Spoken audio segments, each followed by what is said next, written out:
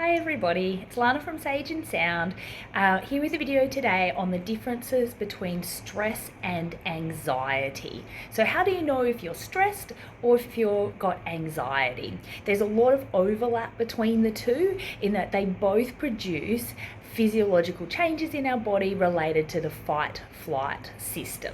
However, there are some key differences. With regards to stress, we tend to think of it as an acute condition, which means that it's short term. It's often in response to a particular situation, having a lot on at work, for example. Whereas anxiety tends to be more chronic. It goes over a longer period of time. So if you've got anxiety, you're likely to be stressed about work all the time, whether it's busy or not. Related to this is the way that we think about situations. So stress tends to be a bit more of an externalized way of thinking about a situation.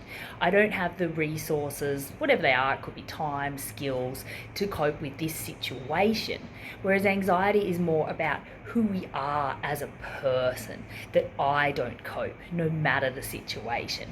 And because of that, it's more damaging. You know, if you think about, oh, I don't have the resources, well, there's opportunities to then get those resources. When I get more time back, I'm going to expect my stress to go down. Even if we think about a resource in terms of skills development, if I go see a psychologist and get some strategies, I'll be able to manage this stress.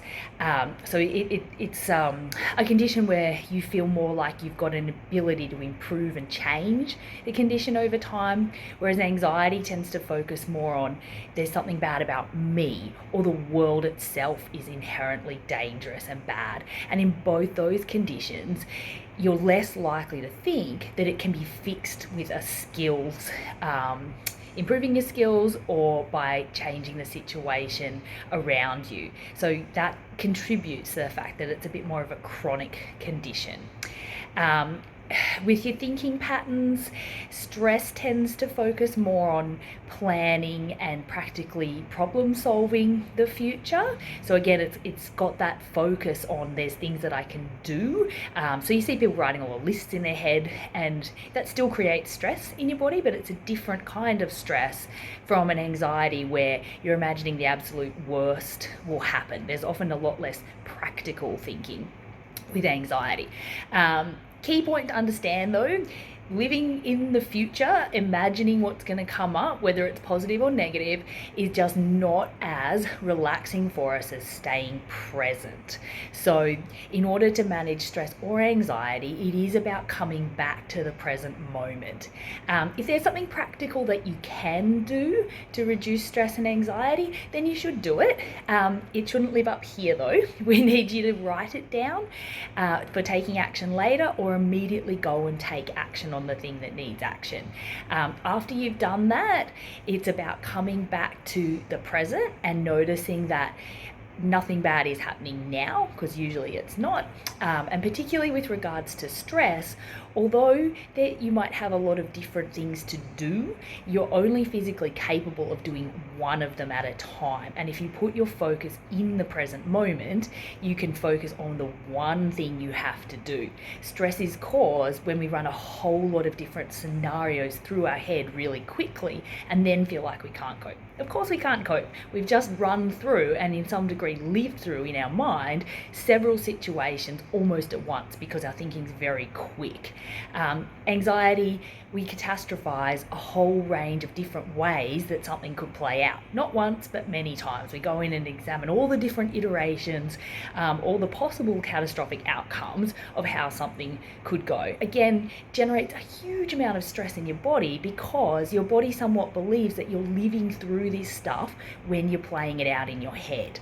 The best solution is to come back to the present moment and to pay attention to what's happening there.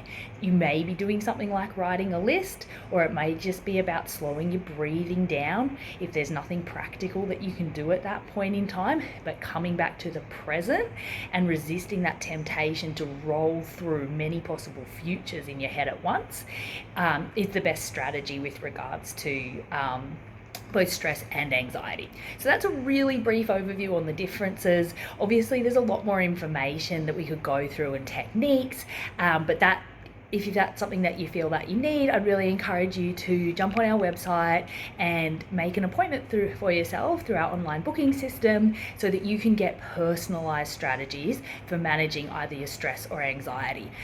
Psychological techniques are full of different things that you can do, and it's just about finding what's going to work best for you. So what do I need to do that helps me come back to the present as quickly as possible?